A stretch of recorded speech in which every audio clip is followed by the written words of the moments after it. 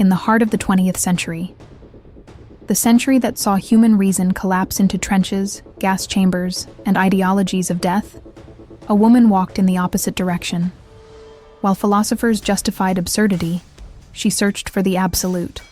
While crowds cried out for earthly leaders, she knelt before the silence of a crucifix. While Jews were hunted and Christians stayed silent, she embraced both identities, and with them, she embraced the cross. This woman was born Jewish. She became an atheist. She converted to Christianity. And she died a martyr. Her name was Edith Stein, but heaven knew her by another name, Saint Teresa Benedicta of the Cross. She didn't preach to crowds. She didn't work miracles during her life. She had no followers. But by embracing the suffering of an entire people, she touched the wounds of Christ with the hands of reason and love. And you, who now listen to this story, perhaps need to hear what she left behind in silence. Because Edith didn't simply die at Auschwitz. She was sown there, like wheat that dies to bear fruit, like a cross that bleeds to give hope. Av crux, spes unica. Hail, O cross, our only hope. This phrase engraved in her soul was not a motto. It was a destiny. And today, it might also be a key to awaken your sleeping faith, your weary heart, your cross you may not yet understand. If your soul has felt something in just these first few seconds, subscribe now to Heaven's Breath. Because this story, if you listen with your heart, may be God's answer to your silence. Breslau, 1891. The sky was clear. It was the holiest day in the Jewish calendar, Yom Kippur. While the city fell silent for fasting and reflection, a baby girl was born, cloaked in mystery, Edith Stein. The 11th child of a devout Jewish couple, Edith entered the world surrounded by prayer, tradition, and a name that meant blessed or wealthy. But no one knew that her wealth would be sorrow, and her blessing, the cross. From a young age, Edith's mind sparkled with rare intensity. It was as if God had gifted her a mind of fire, restless, brilliant, unrelenting. Even as a child, she asked questions that silenced the adults around her. If God is just, why is there suffering? Why does he hide? How can I believe in what I cannot see? By the age of 14, Edith made a decision that broke her mother's heart. She renounced her religion, declared herself an atheist, and she did it with the cold logic of a mind trained to dissect truth. But even she did not know that this no to God would become a long, winding road, leading straight back into his arms. Sometimes the journey to faith first walks through the desert of doubt. At the turn of the century, Europe was boiling. New philosophies, industrial revolutions, political tensions. The world was moving fast, toward the abyss, and Edith was moving with it. But with one difference. She didn't want to just survive. She wanted to understand. As a young woman, she enrolled at the University of Göttingen, where she dove deep into the ocean of modern philosophy. There, she became a student of the great Edmund Husserl, founder of phenomenology. She also studied under the renowned Max Scheler, whose spirituality glimmered through even his most complex works. While others read to earn degrees, Edith read as if God were hidden between the lines. Her thesis on empathy would eventually revolutionize academic thinking.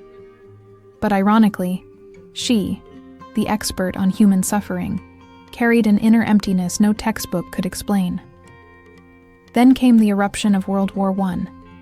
Thousands died, millions grieved, and Edith stopped everything to serve as a nurse with the Red Cross. There, among bloodied corridors and whispered last breaths, she discovered the limits of logic. Between amputations, weeping, and murmured prayers, she began to sense something her books had never taught her. Pain draws humanity closer to God. Even without professing faith, she held the hands of dying soldiers. She whispered prayers over those who didn't want to die in sin. She began to see that in the face of death, the soul does not ask about ideologies. It cries out for eternity. And that fire within her, the one that had searched through ideas, was now burning with longing. Philosophy that cannot console is not enough. Reason without hope is cruel. And Edith, unknowingly, had begun to hear the silence of God. A silence that speaks louder than 1,000 words. After the war, she returned to her studies. But she was no longer the same. She resumed her academic work under Husserl at the University of Freiburg. She became his assistant, admired, cited, respected, but her soul was still back in the trenches. She was searching for truth like a person gasping for air at the bottom of the sea. And that truth, a person, was about to find her. It was an ordinary evening, an ordinary visit, a bookshelf, a quiet room, a soul exhausted from searching. Edith was staying at the home of Christian friends after attending a philosophy conference. Her eyes wandered to the shelf, and there it was, a book that seemed to pulse with invisible light. It was the autobiography of Saint Teresa of Avila. She picked it up, sat down, and began to read, minute by minute, page by page. What began as a philosophical curiosity became a spiritual encounter. What began as analysis became adoration. What began as doubt turned into conviction. When she reached the final page, there were no tears, no ecstatic visions, just a single earth-shaking sentence. This is the truth. And so it was. After years of study, war, reason, and silence, Edith found Christ, alive and burning, in the words of a Carmelite from the 1500s. And deep in her heart, she already knew. This was the path. This was the flame she had always sought. And she was ready to be consumed. On January 1st, 1922, Edith Stein was baptized. She received confirmation. She began attending Mass with hunger and humility. But conversion isn't romantic. Her family was devastated, especially her mother, Augusta. The pain was deep, though unspoken. Edith tried to explain, but how do you tell someone that you've found everything by giving up everything? She never rejected her Jewish roots. On the contrary, she carried them with even deeper reverence. But now, everything, history, meaning, suffering, was reframed in the light of the cross. She began teaching in Catholic girls' schools. She translated works by Thomas Aquinas and Augustine.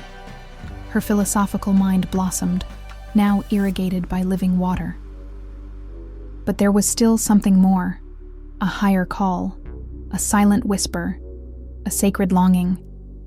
The soul that glimpses the truth cannot remain in comfort. It must be consecrated. Edith felt that her place was no longer in classrooms or academic halls. She longed for silence. She longed for sacrifice. In 1933, at the age of 42, she entered the Carmelite convent in Cologne. She took the brown habit. She received a name that would define her life: Teresa Benedicta of the Cross, blessed by the cross. It wasn't just a name, it was a prophecy. Within the monastery, she wrote works that intertwined mysticism and metaphysics. Finite and eternal being. The science of the cross. Her soul finally found rest, but outside the convent walls, hell was rising. Nazism was devouring Germany. To Hitler's regime, Edith was the worst kind of threat. Jewish, philosopher, woman, Christian. She was stripped of all civil rights, barred from teaching, closely monitored, but she never hid. While the world trembled, she wrote. While Jews were hunted, she prayed. While churches fell silent, she made a decision. I offer myself as a sacrifice of atonement for true peace and the defeat of the Antichrist's reign. She knew exactly what that meant. And still, she said yes. If this pain reminds you of something you're going through, write in the comments, "I believe," and share this video with someone who needs to hear it. It was 1938. The streets of Europe shook under boots, swastikas, and hatred. Kristallnacht had shattered any illusions. The Jews would be crushed. And for Edith, the danger was doubled. She was a Jew, and now, also a Catholic. At the request of her Carmelite community, and to protect her sisters, Edith and her sister Rosa were transferred to the Carmel in Echt, in the Netherlands. But refuge would not last long. 2 years later, in 1940, Hitler's forces invaded Holland. The war swallowed everything. The trains of death began to roll. In 1942, the Dutch bishops did something few had the courage to do. They publicly denounced the Nazi persecution of Jews. The response came like a blade. In retaliation, 244 Catholic Jews were arrested. Among them, Edith and Rosa. It was August 2nd. The gates of the Carmel opened, not for pilgrims, but for soldiers. SS agents stormed the sacred cloister with rifles in hand.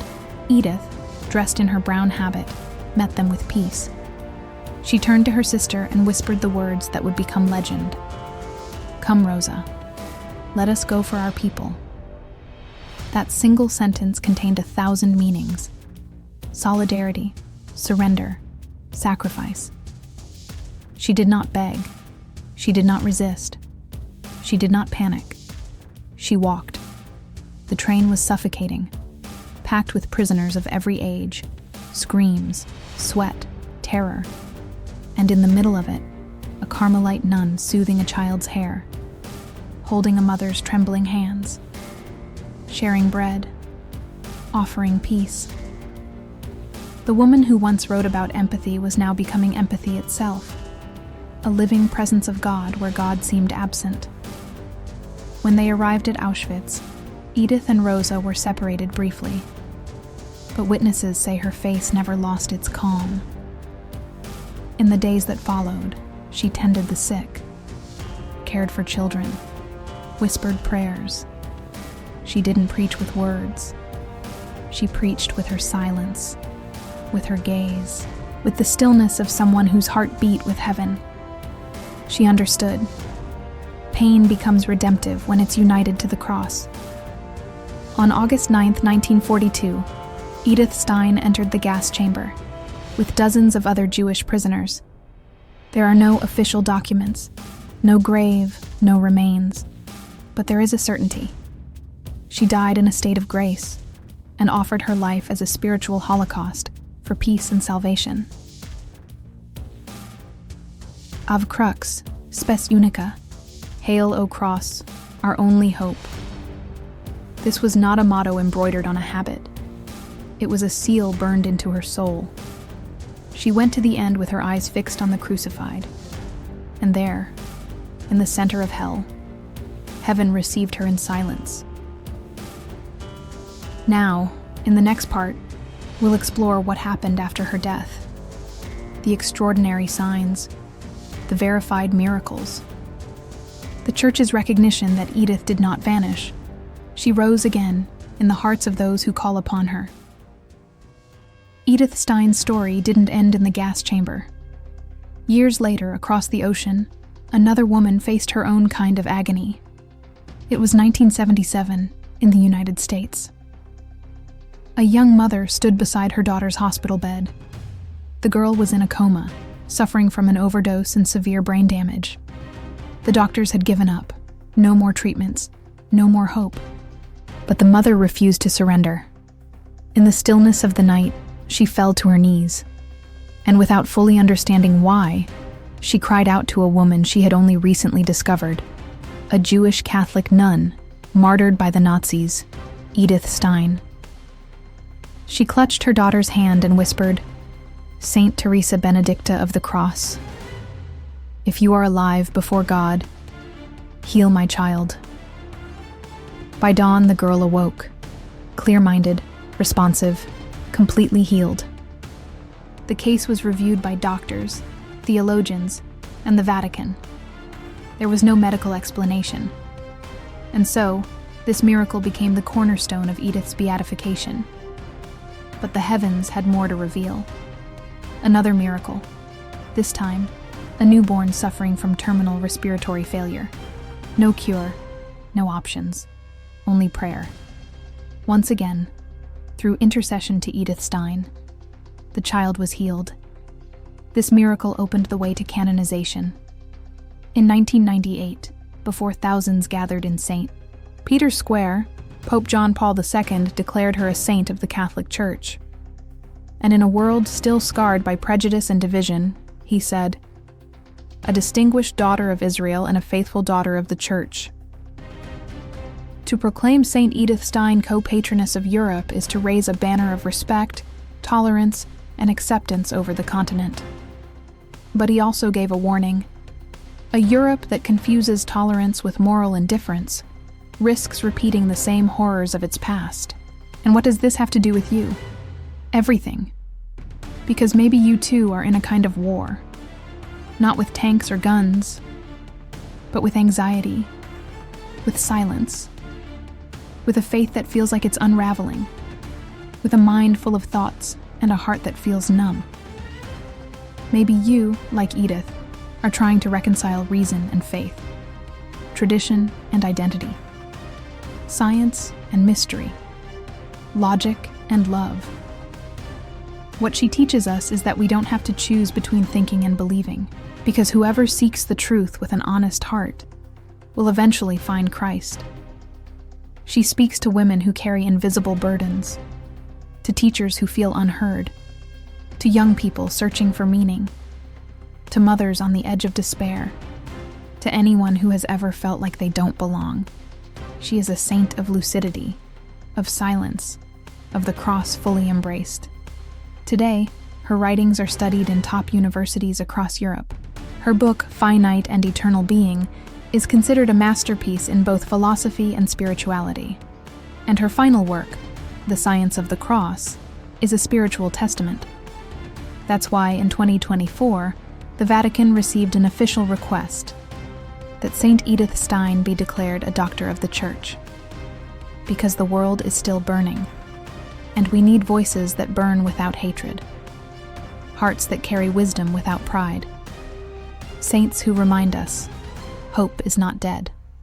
Edith Stein left behind no relics, no grave, no final sermon, but she left something even greater, something the fire could not burn, the hatred could not erase, and the world could not ignore, the witness of a cross fully embraced, a cross that was intellectual, existential, mystical, a cross she chose, she lived, and she offered.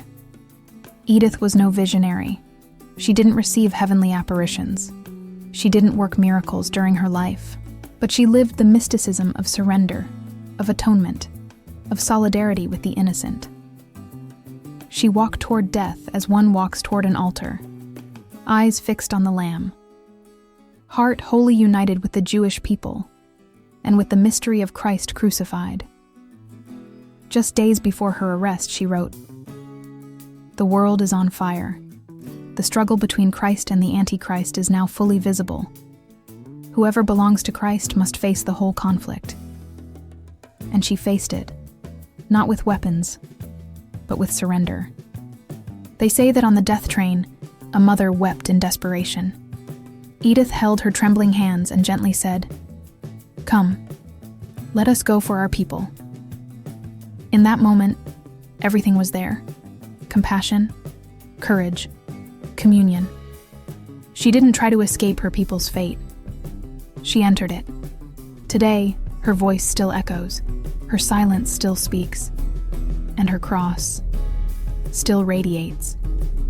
She was a woman pierced by both light and darkness, a philosopher with wounds, a saint who performed no public miracles, yet whose martyrdom became a miracle to countless souls. And if you feel like God is silent in your life, Saint Edith Stein may be the companion your soul has been searching for. She didn't have easy answers, but she found meaning, and that meaning was Christ.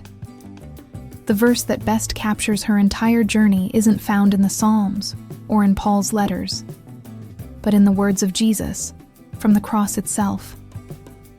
Father, into your hands I commend my spirit. Luke 23:46. These words, spoken by Christ as he breathed his last, were lived by Edith at the heart of human horror. She entrusted her soul and the fate of her people into the hands of the Father, and heaven received her as one of its own. Saint Edith Stein, daughter of Israel, daughter of the Church, daughter of the Cross, pray for us. If you've come this far, it means something inside you still believes pain can hold meaning. That God's silence doesn't mean absence, it means mystery. And maybe that's exactly what Saint Edith Stein came to remind you today. That life is more than logic, that love is more than emotion, and that the cross, no matter how heavy, can become a path to redemption, not destruction. Edith didn't gather crowds. She didn't deliver powerful speeches. She didn't seek recognition.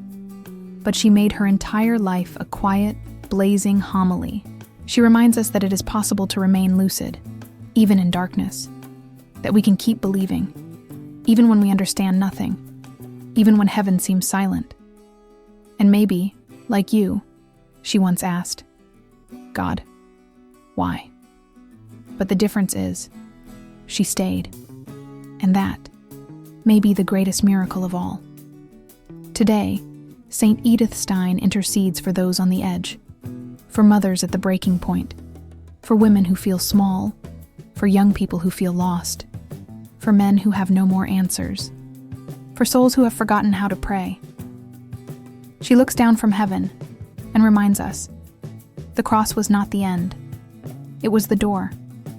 And if you want, even today you can step through it. Close your eyes and repeat with your whole heart, Saint Edith Stein, pray for me. Pray for us. Pray for Europe. Pray for those who carry invisible crosses, and for those who have lost their faith. If this story touched your heart, write in the comments, pray for us, Saint Edith Stein. Share this video with someone who needs hope, and don't forget to subscribe to Heaven's Breath channel, because here we tell stories that touch the invisible to transform the now.